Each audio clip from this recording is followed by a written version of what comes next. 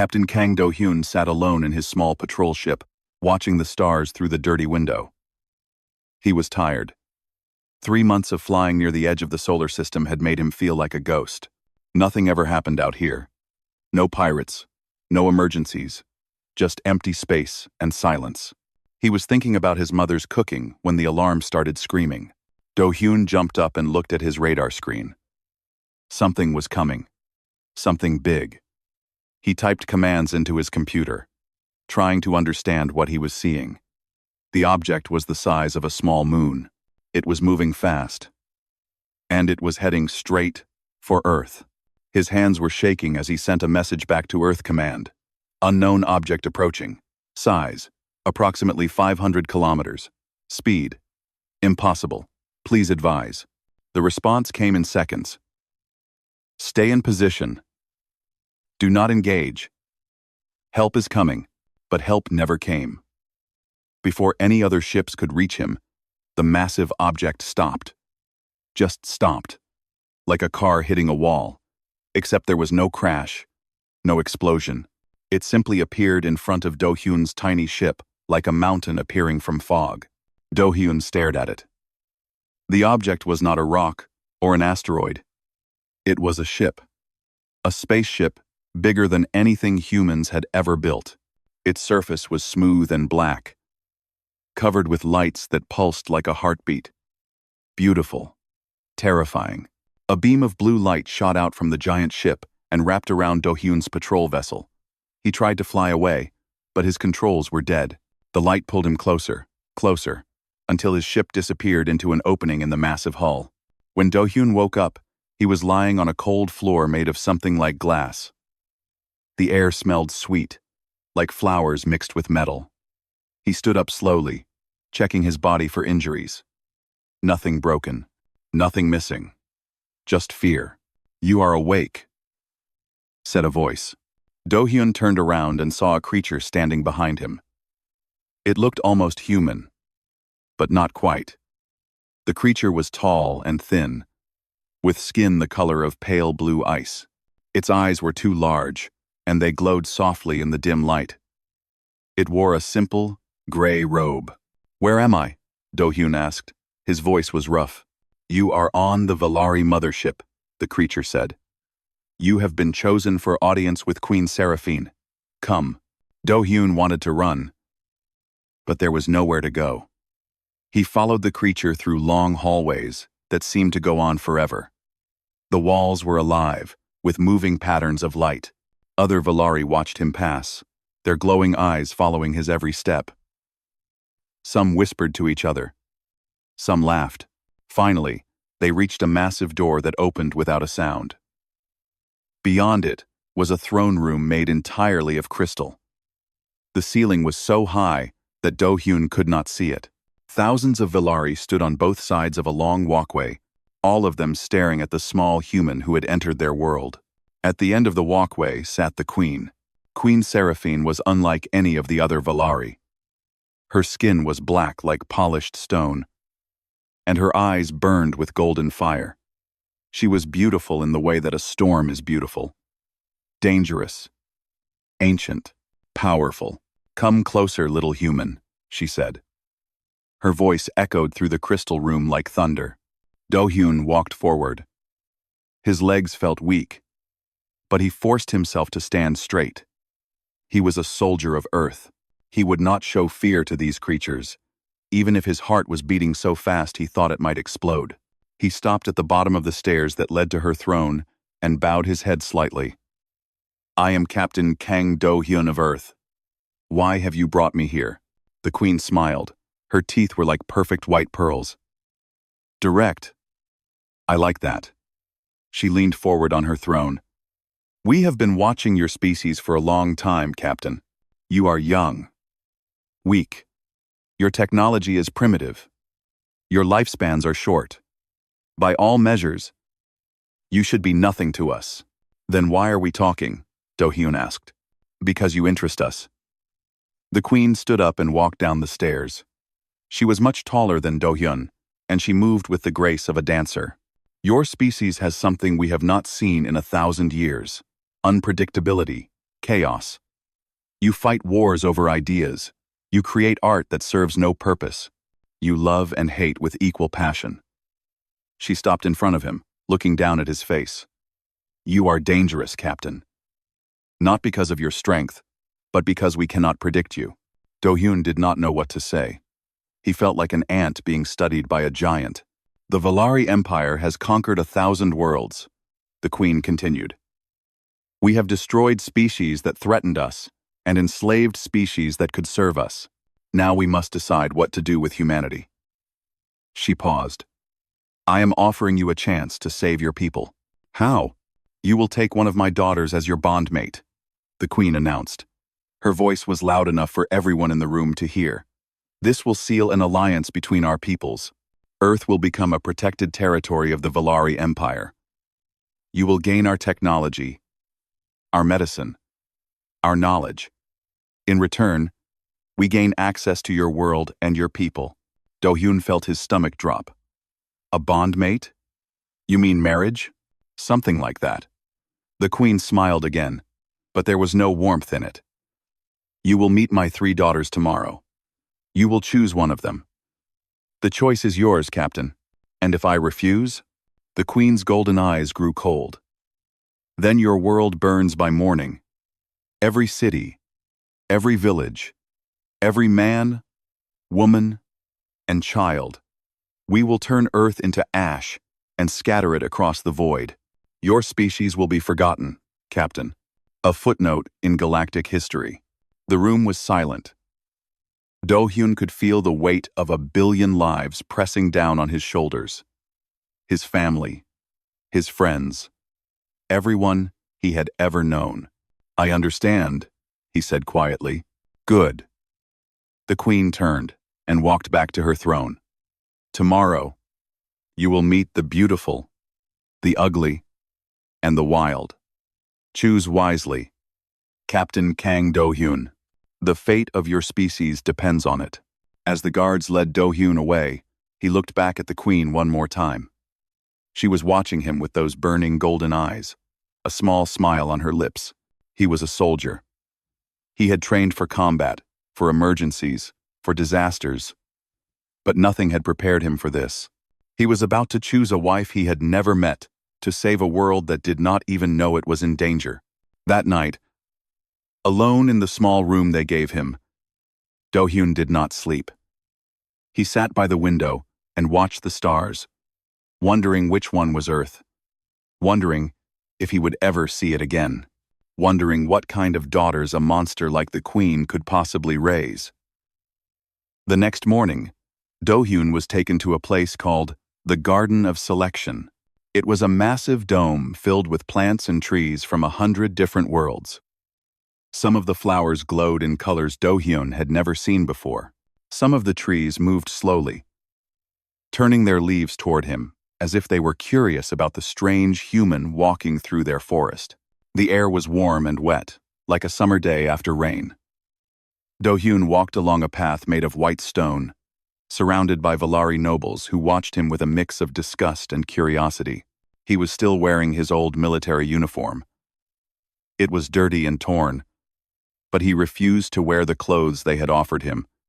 He would meet these princesses as himself, not as some dressed-up doll. The first princess arrived like a dream. Princess Yuna did not walk.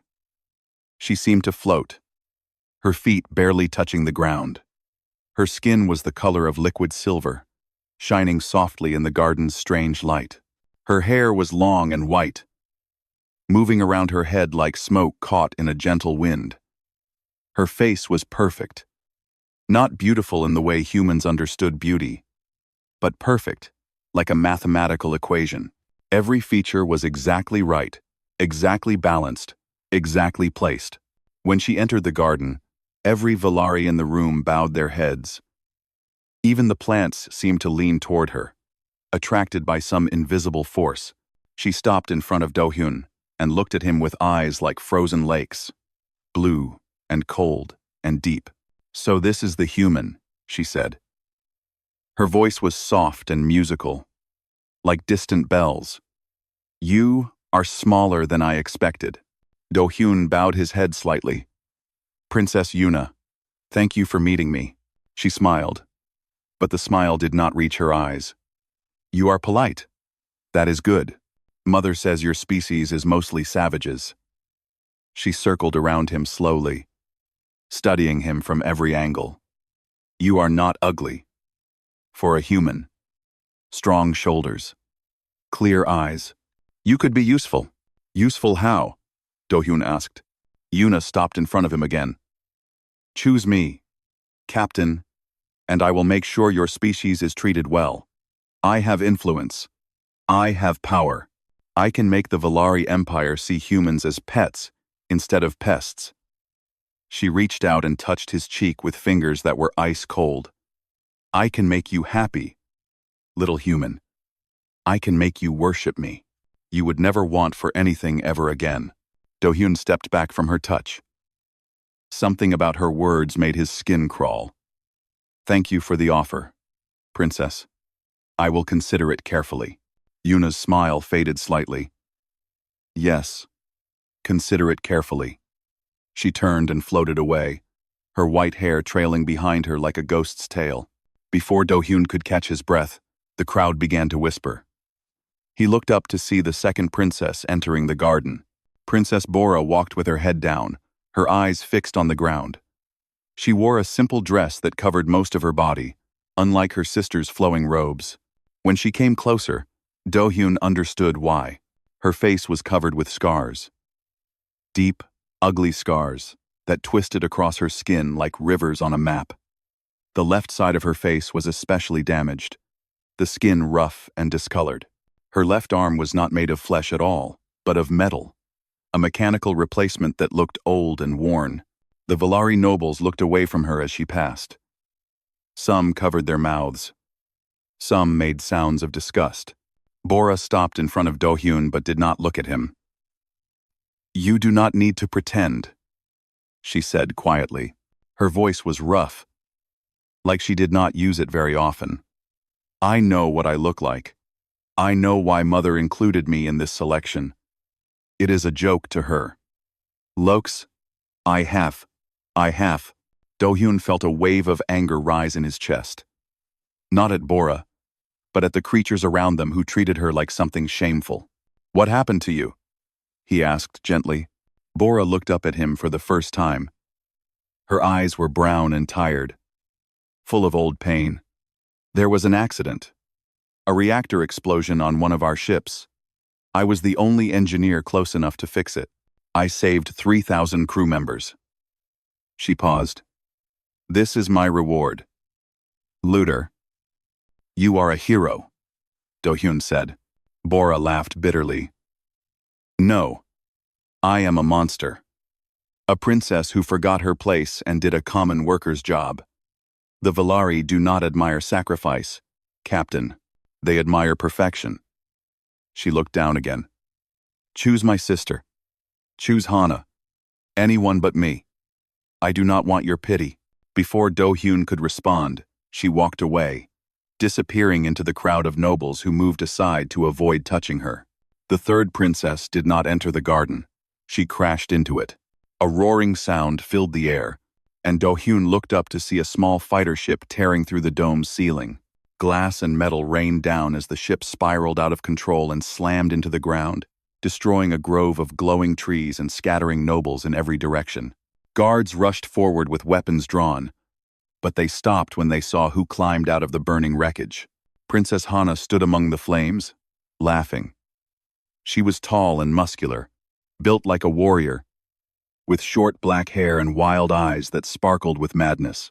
Her armor was scorched and dented, and there was blood on her face, but she did not seem to care. Mother, she shouted at the sky. Your ceiling is weak. You should fix that. The guards tried to grab her, but she threw them off easily.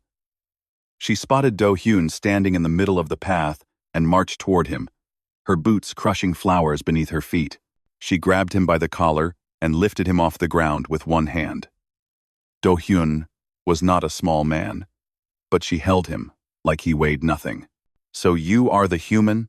She said, grinning. The one Mother wants to sell me to. She pulled him closer until their faces were almost touching. You do not look like much. Can you even fight?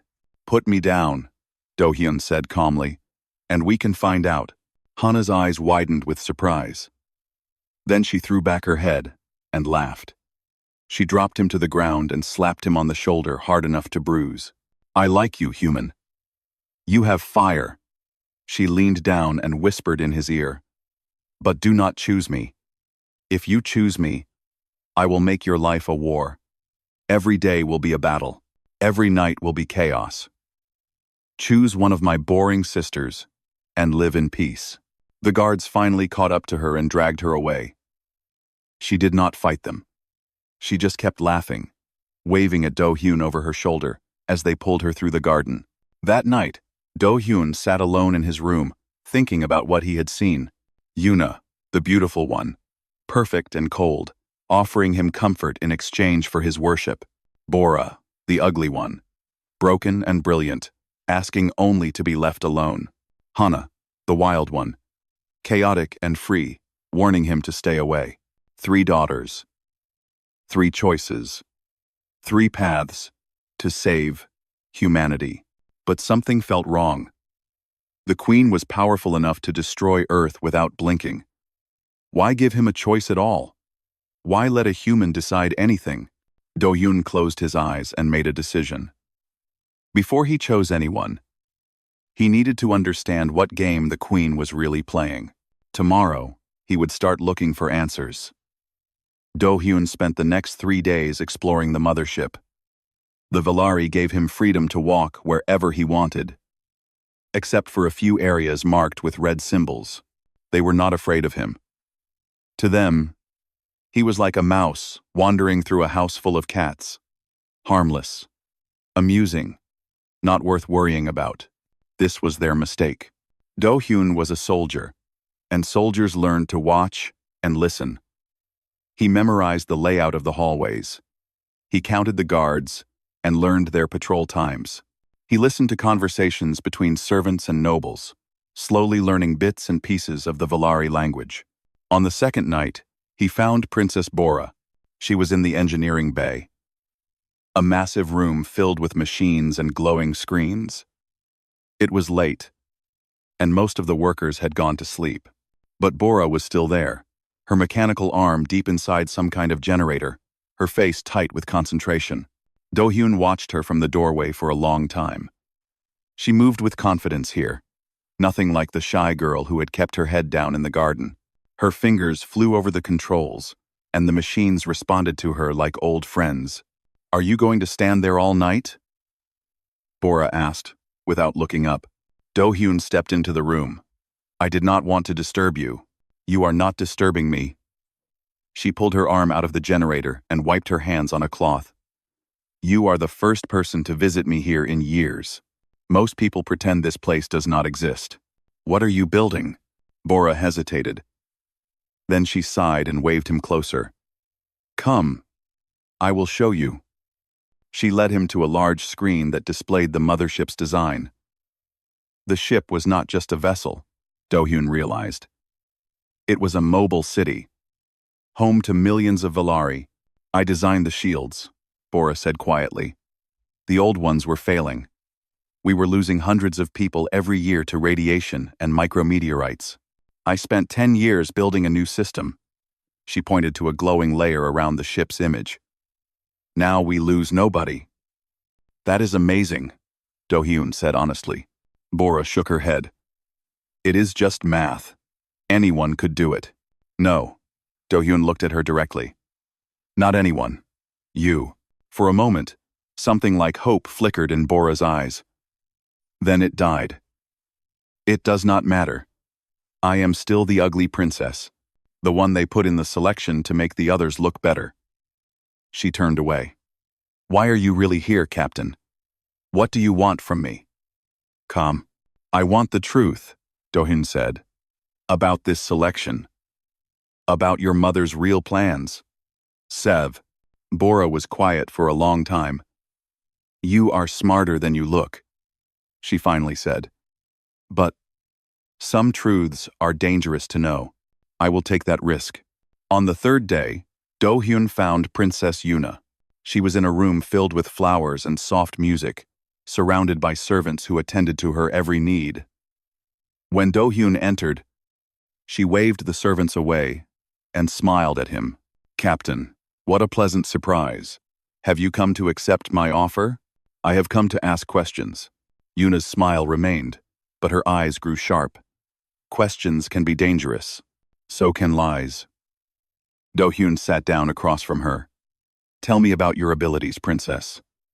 The real ones. Not the story you told in the garden." For a long moment, Yuna said nothing. Then she laughed softly. "You are cleverer than most humans." "Yes. I have abilities." She held up her hand, and a soft pink light began to glow from her palm. "My mother designed me. Before I was born, she changed my body, gave me powers that no other Valari has. My voice can break minds. My touch can control emotions. I am a weapon. Captain, the most perfect weapon the Empire has ever created." "And the love you offer?" Do-hyun asked. "Is that real?" Yuna's smile faded. "Nothing about me is real. I was built to manipulate. If you choose me, you will love me forever, but you will never know if that love is your own choice or my power." She looked away. "I have never known what real love feels like. I never will. There. There will never way. There will never know. There will never know. I have never know what real love feels like." Do-hyun felt a strange sadness for her. She was a prisoner of her own perfection. That night, he found Princess Hana in the combat arena. The arena was empty except for her. She was fighting training robots, destroying them one after another with her bare hands. Her movements were fast and brutal, filled with rage. Do-hyun waited until she finished. She stood among the broken machines, breathing hard, sweat dripping down her face. "Come to watch the animal?" she asked, without turning around. "I came to understand." Hana laughed bitterly. "There is nothing to understand. I am what Mother made me. A failure. A disgrace." She finally turned to face him. "I am the only daughter who ever said no to her. I refuse to marry the prince she chose for me. I refuse to lead the army she trained me for. I refuse to be her perfect little soldier. What happened? She tried to break me, sent me to prison, exiled me to dead planets, killed the people who helped me." Hana's voice was hard, but Do-hyun could hear the pain underneath. "But I did not break. I will never break." "Why are you telling me this?" Hana walked closer until she was standing right in front of him. "Because I see something in you, human. Something familiar. You do not want to play Mother's game either." Before Do-hyun could respond, something was pushed into his hand. He looked down and saw a small data chip pressed against his palm. "A servant gave this to me," Hana said quietly. "Before she died, she said it contains the truth about the selection, about what Mother really wants." She closed his fingers around the chip. "I cannot read it. The code is too advanced for me. But you seem like a man who can find answers." Do-hyun returned to his room and spent hours working on the chip. His military training included basic code breaking, but this was far beyond basic. The Valari used encryption systems that made Earth's best technology look like children's toys. But Do-hyun was stubborn. He worked through the night, trying pattern after pattern, until finally, the chip opened. What he saw made his blood run cold. The selection was not a marriage. It was a trap. The Queen's records showed that every princess who was sent away as a bondmate was implanted with a neural link, a tiny device in the brain that allowed the Queen to see through their eyes, hear through their ears, and control their bodies whenever she wanted. The bondmate was not a wife. She was a spy. Whichever daughter Do-hyun chose would become the Queen's eyes and ears on Earth. She would report everything she saw, and if necessary, she would destroy humanity from the inside. The daughters did not know.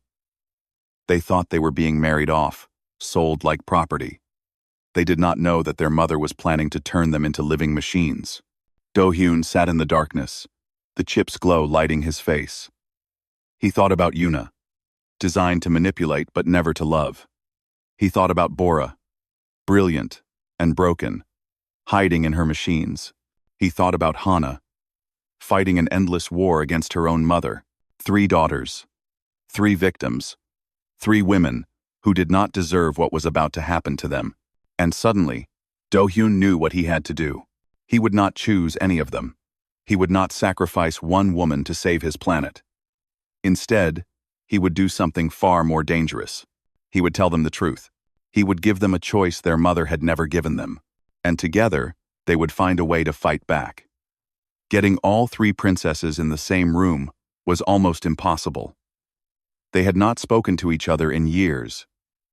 Yuna considered Bora an embarrassment. Bora feared Yuna's powers. Hana hated both of them for accepting their mother's control. The sisters were strangers who happened to share the same blood, but Do-hyun had one advantage. He was a human, and no one took him seriously. The guards did not watch him closely. The nobles ignored him. Even the queen had stopped paying attention after the first day. He sent messages to each princess separately, using servants who owed him small favors. The messages were simple. Meet me in the lower engineering bay at midnight. I have information that will change everything. Hana came first, her hand resting on the knife at her belt. This better not be a trap, human. Bora arrived second, looking around nervously. Why did you call me here? What is happening? Yuna came last, floating through the door like a ghost. This is highly irregular. If Mother finds out we are meeting without her permission, your mother is the reason I called you here.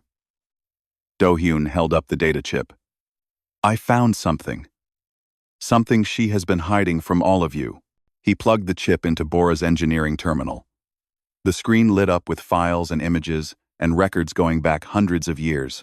The selection is not a marriage, Do-hyun explained as the data scrolled past. It is a trap. Whichever princess is chosen will be implanted with a neural link before she leaves the ship, a device that allows your mother to see through your eyes, hear through your ears, and control your body whenever she wants. The room went silent. You are lying, Yuna whispered. But her face was pale. I wish I was. Do-hyun pointed to a section of the records. Look, every princess who was married off in the last 500 years, every single one, was implanted. They became spies for the Empire.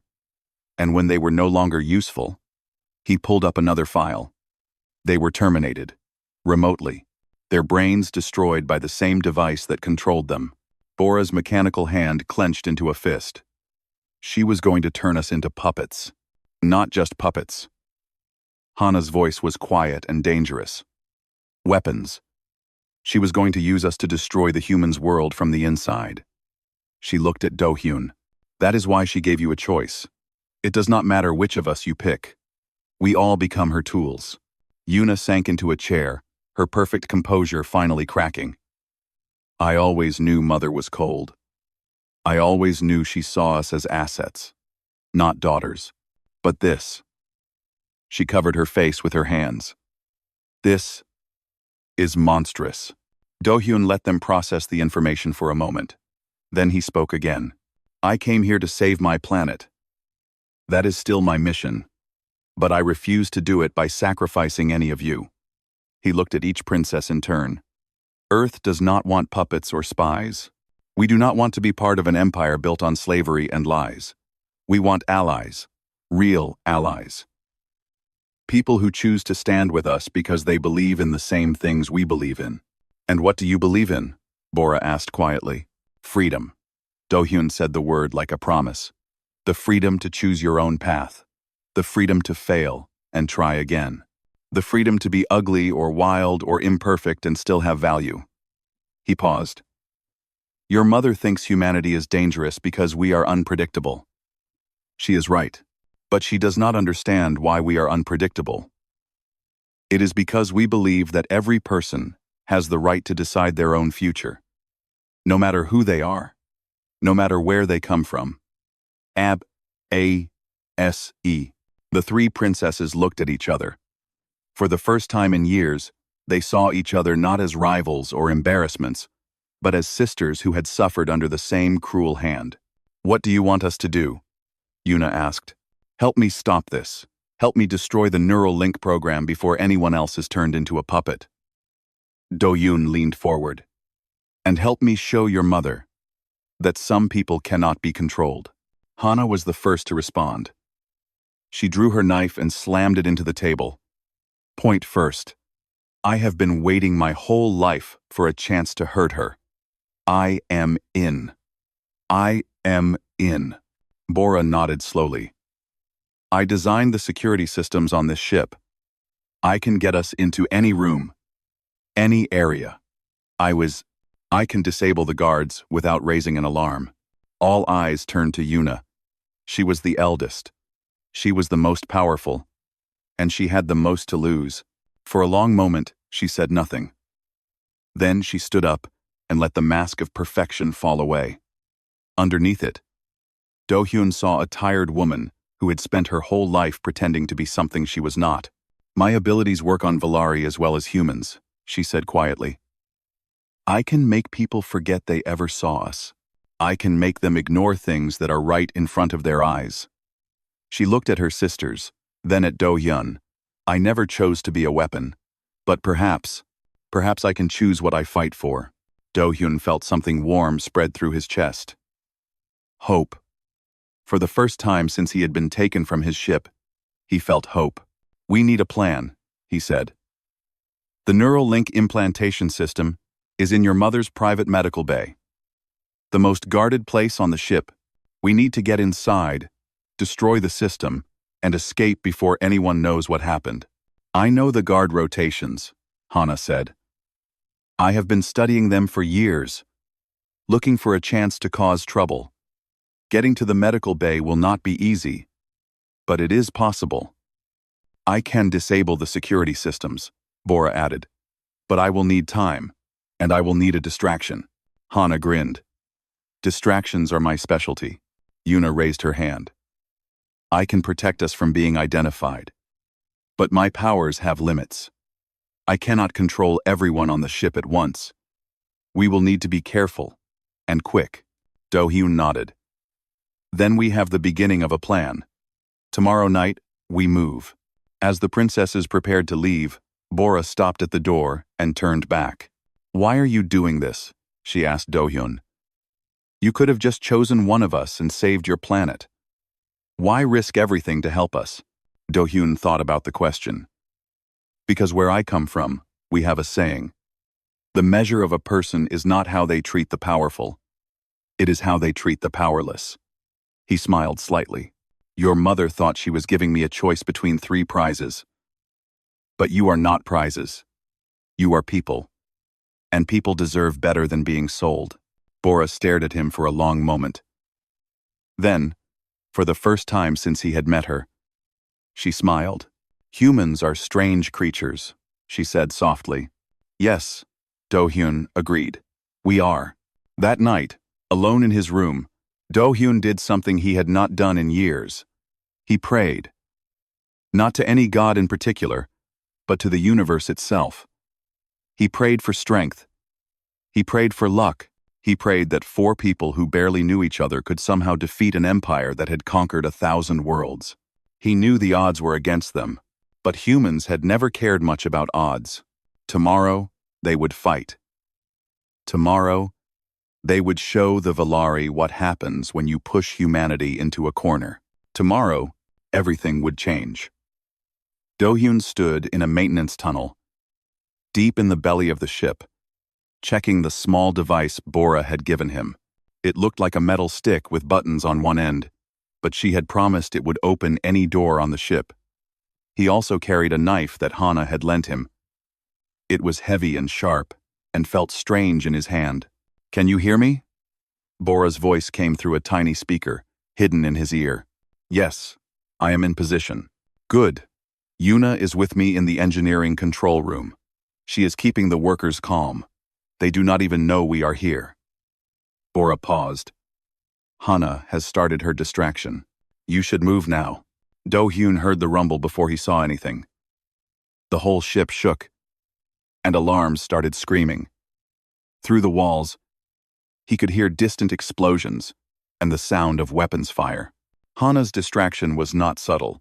She had stolen a fighter ship and crashed it into the gladiatorial arena. Again.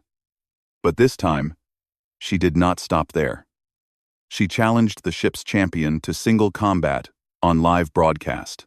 Every screen on the ship was showing the fight. Every guard who was not on essential duty had stopped to watch. It was exactly the chaos they needed.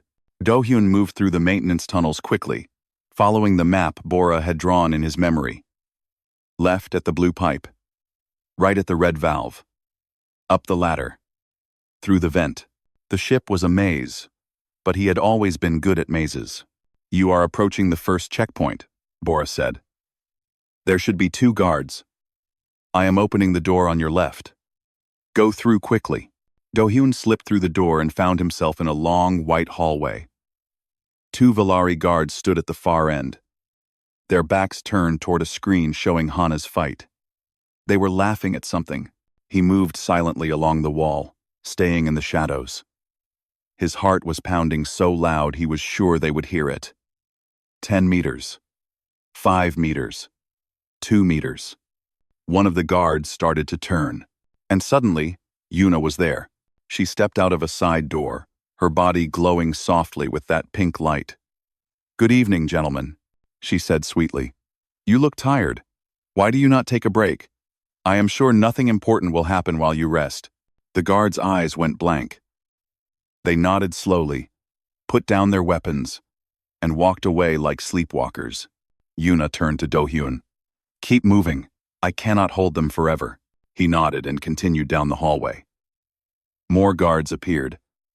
But each time, Yuna was there to send them away.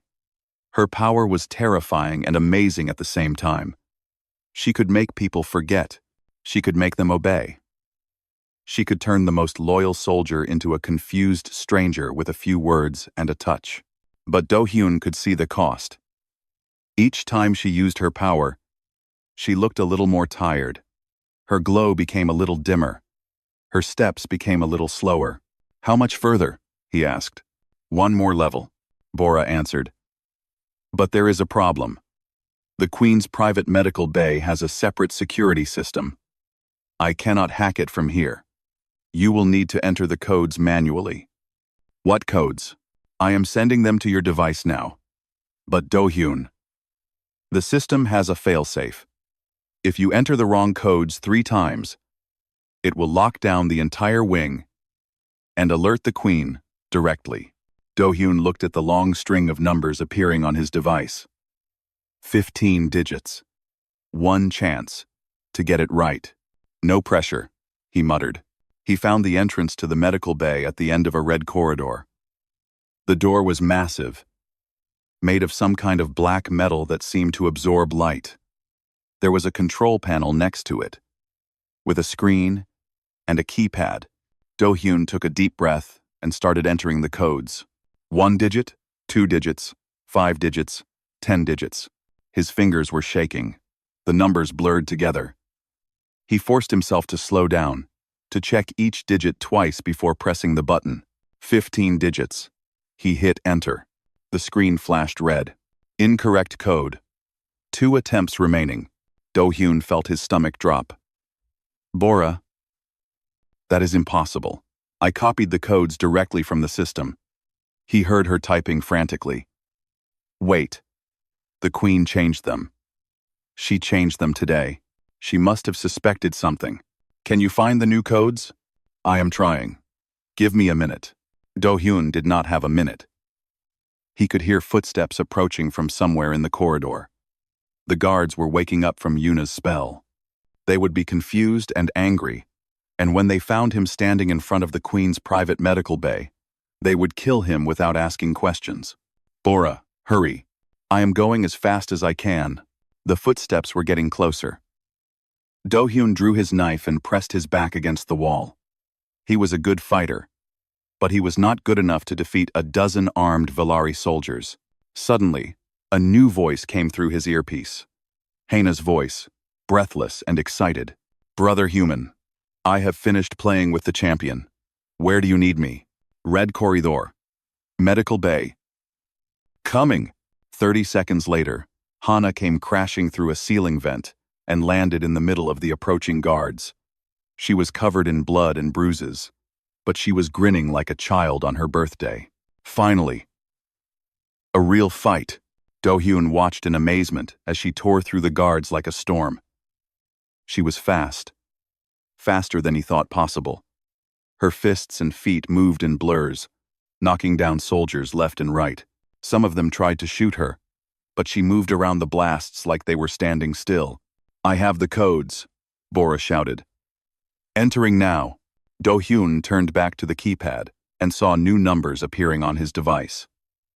He entered them as fast as he could, his fingers flying over the buttons. 15 digits. Enter. The screen flashed green. Access granted. "Welcome, Princess Bora." The massive door slid open, revealing a room filled with medical equipment. In the center was a chair, surrounded by robotic arms, each holding different tools. Needles, scanners, tiny devices that looked like metal insects. This was where the queen turned her daughters into puppets. Do-hyun stepped inside and found the main control console. He did not understand most of the symbols on the screen, but he did not need to. He just needed to destroy everything. He took out another device Bora had given him. A bomb. Small enough to fit in his palm, but powerful enough to melt everything in a 10-meter radius. "Is everyone clear?" he asked. "Hana is holding the corridor," Yuna reported. "Bora and I are sealing the emergency exits. You have 90 seconds before reinforcements arrive." Do-hyun placed the bomb on the main console and activated it. The device began to hum, a soft sound that grew louder every second. He turned to run, and found the queen standing in the doorway. She was alone, unarmed, and smiling. Her golden eyes burned with amusement as she looked at the destruction around her. "Did you really think I did not know?" she asked calmly. "I have watched my daughters all their lives. I knew they would eventually rebel. I simply did not expect a human to be the one to unite them." Do-hyun froze. Behind him, the bomb continued to count down. "If you knew, why did you let it happen?" The queen stepped into the room, her robes flowing around her like liquid shadow. "Because I needed to know which of my daughters was worthy. Yuna, my perfect weapon, willing to betray me for a stranger. Bora, my forgotten genius, finally using her gifts for herself. Hana, my chaos, channeling her rage into purpose." She laughed softly. "I raised tools. You made them people. This was all a test? Everything is a test, Captain." The queen gestured toward the bomb. "You have about 60 seconds before that device destroys this room. I am going to step aside and let you leave. But before you go, I want you to understand something." She walked closer until they were face to face. Do-hyun could feel the heat from her golden eyes. "I will not stop my daughters. If they want their freedom, they must take it from me. They must prove they are strong enough to lead this empire." Her smile widened. "But know this, little human. If they fail, I will burn your world to ashes, and I will make you watch." She stepped aside and gestured toward the door. 40 seconds. Do-hyun ran. Do-hyun barely made it out of the medical wing before the bomb went off. The blast threw him forward, and he hit the floor hard, rolling until he crashed into a wall. His ears were ringing. His vision was blurry. But he was alive. Hana appeared above him, grabbing his arm and pulling him to his feet. "Not bad for a human," she said, grinning through a mask of blood and sweat. "Can you walk?" "I think so." They moved quickly through the ship, meeting up with Yuna and Bora in a hidden maintenance room. All four of them were tired, injured, and breathing hard. But they were also free. "The neural link system is destroyed," Bora confirmed, checking her tablet. "Mother cannot turn anyone into a puppet anymore. The technology is gone." But she is still the queen, Yuna said quietly. She still controls the empire, the army, the fleet. Nothing has really changed. Do-hyun leaned against the wall, his mind racing. The queen had let them win this small battle. But the war was far from over. She told me something, he said. Before I escaped, she said, if you want your freedom, you have to take it from her. You have to prove you are strong enough to lead. Hana spat on the floor. Take it from her? She is the most powerful being in the empire. She has armies. She has weapons. She has thousands of years of experience. How are we supposed to take anything from her? Not with force, Bora said slowly. Mother is too strong for that. But she is not the only one with power on this ship. She looked at her sisters. The crew. The workers. The soldiers. They follow her because they are afraid, not because they love her. Yuna nodded, understanding dawning in her eyes. If we show them what she really is, if we show them the truth about the neural links, about the puppets, about the daughters she has sacrificed, they might choose a different leader, Do-hyun finished. The plan came together quickly. Bora would hack into the ship's broadcast system, sending the truth to every screen on every deck. Yuna would make sure the Queen's guards could not stop them. Hana would protect the engineering room from any attack. And Do-hyun would stand with them, a human among aliens, proving that different species could work together without lies or control. They waited until the ship entered its rest cycle, when most of the crew was sleeping. Then Bora began her work. This is going to cause chaos, she warned as her fingers flew over the controls. When the crew sees what Mother has been doing for centuries, they will be angry. Some of them will want to fight. They Mother will mixed. Some will want to run. We need to be ready for anything. Just do it, Hana said. I have been ready for chaos my whole life. Bora pressed the final button. Every screen on the ship lit up. In sleeping quarters and dining halls, in engine rooms and guard stations, millions of Valari suddenly found themselves watching the same broadcast. It started with the data from the Neural Link program. Records of hundreds of princesses who had been turned into puppets. Images of the implantation process. Documents showing how the Queen had used her own daughters as spies and weapons, then discarded them when they were no longer useful. Then came the personal testimonies.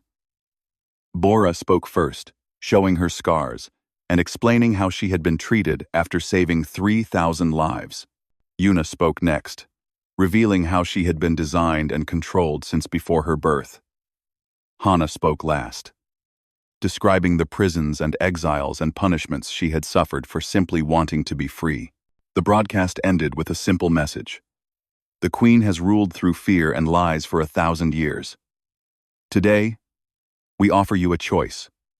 Stand with her, or stand with us. The decision is yours.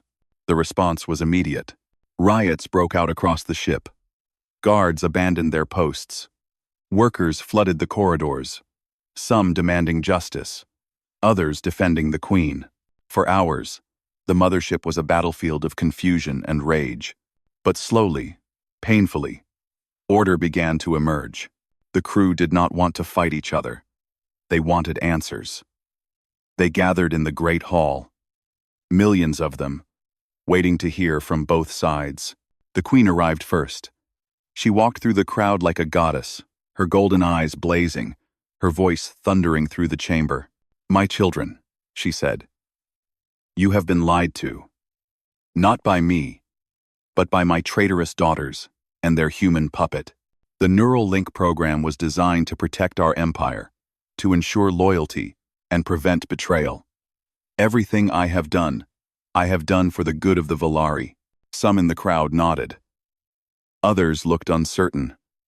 The Queen was powerful, persuasive, terrifying. She had ruled for so long that many could not imagine any other leader. Then the princesses arrived. They walked together, 3 sisters who had been enemies just days ago. Yuna on the right, beautiful, but no longer hiding behind her mask. Bora in the middle, her scars visible to everyone, her mechanical arm gleaming in the light. Hana on the left, standing tall and unafraid, and behind them walked Do-hyun, a small human in a dirty uniform, standing among giants. Yuna spoke first. Our mother calls us traitors. Perhaps we are. But we do not betray the Valari people. We betray a system that treats daughters as property and citizens as tools. We betray a queen who values control over compassion, power over love. Bora stepped forward. I gave my face and my arm to save Valari lives, and I was called ugly, shameful, worthless. Is this how we treat our heroes? Is this the empire we want to live in? Hana drew her knife and held it high. I have been imprisoned, exiled, and tortured for one crime. I refuse to bow. I refuse to let anyone decide my future, except myself. That is not rebellion. That is freedom. And every person in this room deserves the same. The crowd was silent. The queen watched, her expression unreadable. You speak of freedom, she finally said. But freedom requires strength. The galaxy is full of enemies who would destroy us if they saw weakness. I have kept our people safe for 1,000 years. Can you do the same? Traged. It was Do-hyun who answered. He stepped forward. This small human facing an ancient queen before millions of watching eyes. My people are young, he said. We have no great fleets, no powerful weapons, no centuries of experience. By every measure, we should be nothing to you. He paused, letting the words sink in. But we are still here. We survived because we learned that true strength does not come from controlling others. It comes from inspiring them, from earning their loyalty instead of demanding it. He pointed at the three princesses. These women could have conquered my world. Instead, they chose to help it. Not because they were forced, but because they believed it was right. That is power. That is leadership. That is what the Valari could become if you let them show you the way. Let them. Valari, and the crowd erupted. Some cheered. Some booed. Arguments broke out everywhere. But underneath the noise, something was shifting. The queen could feel it. Her grip on the empire was slipping away, not through force, but through choice. She could fight. She could order her loyal guards to kill the rebels and crush the uprising, but she would be fighting her own people. She would rule over corpses and ashes. In the end, she chose a different path. You want the throne? She asked her daughters. Then take it. Prove to these people that you can lead. But know this. If you fail, if you let this empire fall, history will remember you as the daughters who destroyed everything I built. She turned and walked away, her loyal guards following. No one tried to stop her. No one needed to. The three princesses looked at each other. Then, they looked at the crowd. We do not want to be your queens, Yuna said. We want to be your partners. From this day forward, the Valari Empire will not be ruled by one person. It will be guided by three, each with different strengths, each checking the other. A triumvirate. Yuna will handle diplomacy, Bora added. I will focus on rebuilding our technology for creation instead of destruction. And Hana grinned. I will make sure no one ever threatens our people again. Not through conquest, but through strength that others choose to follow. The crowd began to cheer. Not for the queen, but for a new beginning. And in the center of it all, a human soldier stood among alien princesses, knowing that everything had changed. The mothership, now renamed Unity, hung peacefully in orbit above Earth. Its black surface no longer looked threatening. Now it looked like a promise that humans and Valari could live together, not as masters and slaves, but as friends. Do-hyun stood on the observation deck, watching his home planet rotate slowly below. Earth looked so small from up here, so fragile. A tiny blue marble, floating in an endless sea of darkness. Hard to believe that just 12 months ago, it had almost been destroyed. So much had changed since then. The Valari Empire, once feared across the galaxy, was slowly transforming into something new. Yuna had established diplomatic relations with dozens of worlds that had previously refused to speak with the Valari. She was patient and kind. Nothing like the cold weapon she had once been. People who met her did not see a manipulator anymore. They saw a leader who listened. Bora had turned the Empire's weapons factories into research centers. Teams of Valari and human scientists were working together on projects that would have seemed impossible a year ago. New medicines, clean energy, faster ships that did not require destroying planets to fuel them. She still preferred to work alone in her engineering bay, but now she smiled when visitors came. She no longer hid her scars. They had become symbols of courage instead of shame. Hana had reformed the military completely. The Valari no longer conquered worlds. They protected them. When pirates attacked a trade route, Hana's fleet responded. When a planet faced natural disaster, her soldiers were first to arrive with supplies and help. She was still wild, still unpredictable. But now, her chaos had purpose. As for the old queen, she had disappeared into the outer reaches of the galaxy with a single ship and a few loyal followers. Some said she was plotting revenge. Others said she had finally found peace. Do-hyun did not know which was true, and he found that he did not care. She was a problem for another day. "You are thinking too loudly," said a voice behind him. Do-hyun turned to find all three queens walking toward him. They had changed in the past year. Not just in power, but in spirit. The walls between them had fallen. They were sisters now, truly sisters, supporting each other through every challenge. "I was thinking about home," Do-hyun admitted. Yuna smiled gently. "Earth Command sent another message today. They want you to return. They say you have been away too long. They also offered you a promotion," Bora added. "Admiral Kang Do-hyun. It has a nice sound to it," Hana snorted. "Admiral of what? A few patrol ships? You could command our entire fleet if you wanted." Do-hyun laughed softly. "I am not a leader. Not like you three. I am just a soldier who got lucky." "Lucky?" Yuna shook her head.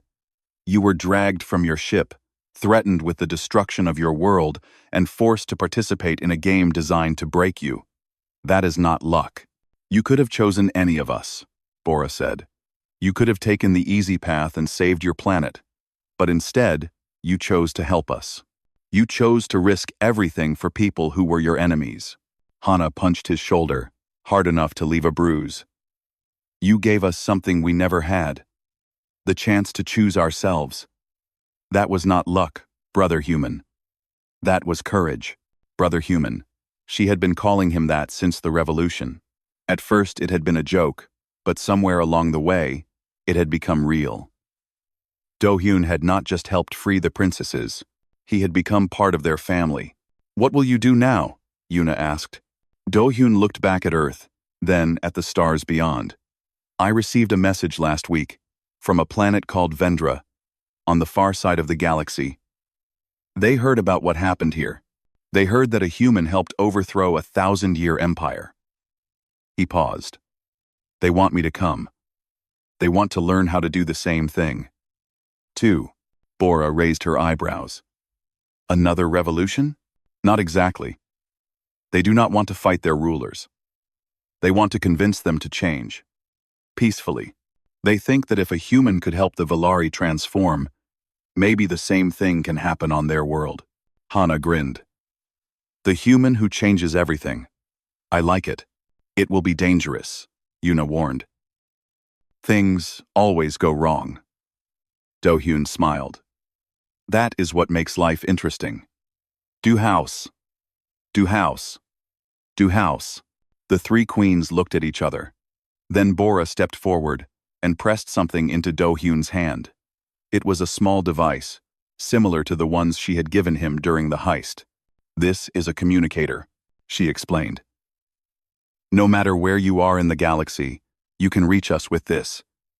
If you need help, if you need advice, if you just want to talk, we will be here." Hana added a knife to the gift. The same knife she had lent him a year ago.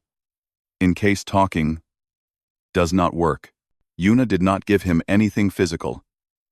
Instead, she placed her hand over his heart. "You carry something more powerful than any weapon or device. You carry hope. The hope that people can change, that enemies can become friends, that the galaxy does not have to be ruled by fear." Her eyes were warm. "Do not lose that, Kang Do-hyun. It is the most human thing about you." Do-hyun bowed his head, overcome with emotion. When he had started this journey, he had been a lonely soldier on a routine patrol. Now, he was something more. Not a hero. Exactly. Heroes were too perfect, too simple. He was just a man who had learned that the greatest power in the universe was not strength, or technology, or control. It was choice. "Thank you," he said quietly, "for everything." The next day, Do-hyun boarded a small ship and left the Unity behind. He watched it grow smaller in his rear window, the massive vessel that had once been a symbol of fear, now a beacon of hope. His course was set for Vendra. Another world. Another challenge. Another chance to prove that humans were not just survivors, but teachers, diplomats, friends.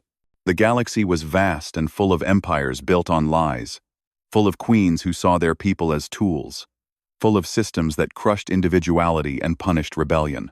But it was also full of people who wanted something better. People who dreamed of freedom, but did not know how to reach it. People who just needed someone to show them the way. Do-hyun did not know if he was the right person for that job. He did not know if he could repeat what had happened with the Valari. He did not even know if he would survive his journey to Vendra. But he knew one thing for certain. He was human. And humans did not give up. As his ship jumped into hyperspace, carrying him toward distant stars and unknown adventures, Do-hyun smiled. The Queen had thought she was testing humanity when she captured him. She had wanted to understand why humans were dangerous, why they were unpredictable, why they refused to follow the rules. Now she knew. Humans were dangerous because they believed in impossible things. They believed that one person could make a difference. They believed that kindness was stronger than cruelty. They believed that the future could be better than the past. And the most dangerous thing about humans? They had a habit of being right. Across the galaxy, the story of Captain Kang Do-hyun was spreading. A human who had faced an alien queen and won. Not through violence or trickery, but through compassion, through courage, through the simple belief that everyone deserved the chance to choose their own path. On 100 worlds, slaves began to whisper about freedom. On 1,000 ships, soldiers began to question their orders. And in the hearts of billions of beings across the stars, a new idea was taking root. If a single human could change the Valari Empire, maybe change was possible everywhere. The universe would never be the same.